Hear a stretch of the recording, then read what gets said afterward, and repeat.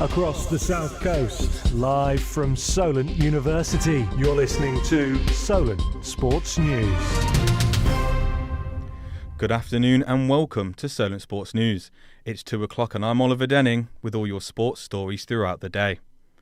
We start with Southampton Football Club, where the Saints sit bottom of the Premier League table going into the international break. The Saints did manage an inspired comeback at the weekend, however, to gain a point in a 3-3 thriller against the travelling Spurs.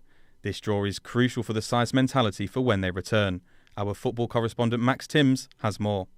Yes, thank you, Ollie. Well, what a game it was, with Tottenham 3-1 up, but the Saints coming back to earn a vital draw.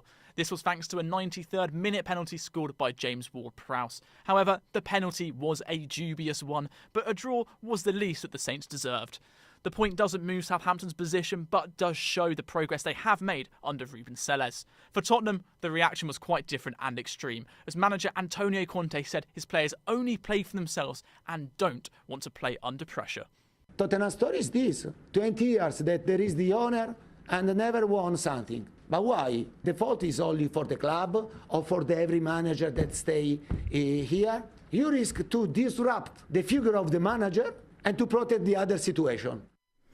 Some unfortunate news post-match, however, as 10 arrests have been made on suspicion of violent disorder. Police were called at 6:05 p.m. to Oxford Street, where chairs, tables and glasses were thrown. Police said it was a frightening experience for bystanders.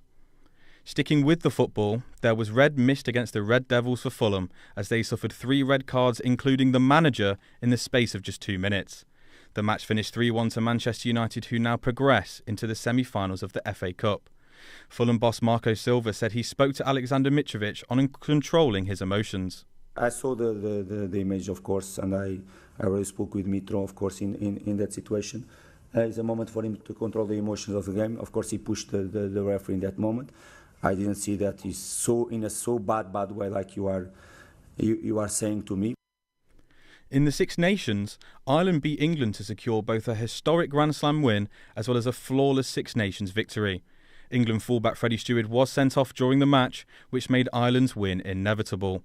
Newly appointed head coach Steve Borthwick will have lots to do to prepare for the Rugby World Cup after suffering heavy losses in the Six Nations. Aston Martin driver Fernando Alonso has been restored of his third-place finish at the Saudi Arabian Grand Prix. Max Verstappen has put his Red Bull racing team on blast to sort out the issues he had during qualifying, which meant he could only catch up to P2. There won't be any complaints from his teammate Sergio Perez, though, as he saw his first Grand Prix win of the season. This is in a car that Ted Kravitz believes is superior to the rest of the field. Lots of people will be looking at the Red Bull and saying, how are they able to gain nearly 20 miles an hour advantage on the straight from anybody else? Are they doing something with that rear wing that not only stalls out the rear wing, of course, but also stalls out the floor or other aerodynamics around the car?